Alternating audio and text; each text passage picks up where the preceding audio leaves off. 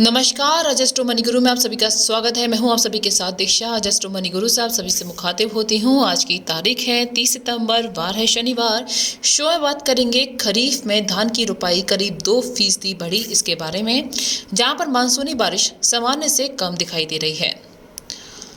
29 सितंबर की रिपोर्ट की बात करें तो भारतीय मौसम विभाग IMD के अनुसार चालू मानसूनी सीजन में 1 जून से 29 सितंबर तक देश भर में सामान्य की तुलना में 6% बारिश कम हुई है।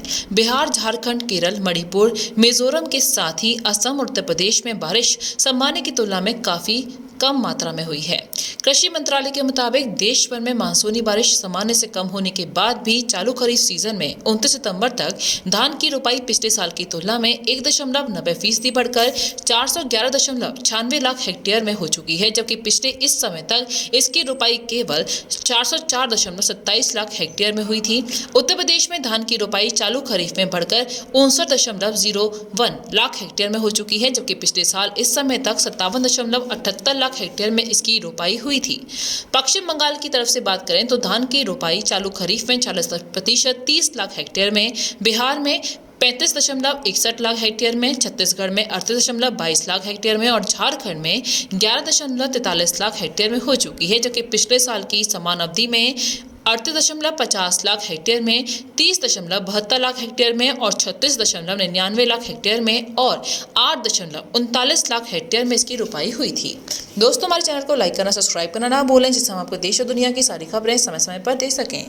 उत्तर भारत के राज्यों जैसे कि पंजाब में चालू खरीफ में 32 लाख हेक्टेयर में, हरियाणा में 15.20 लाख हेक्टेयर में, राजस्थान में 2.44 लाख हेक्टेयर में धान की रुपाई हुई, जबकि पिछले साल इस समय तक इन्हीं राज्यों में 31.68 लाख हेक्टेयर में, 13.91 लाख हेक्टेयर में और 2.34 लाख हेक्टेयर में रुपाई हुई थी।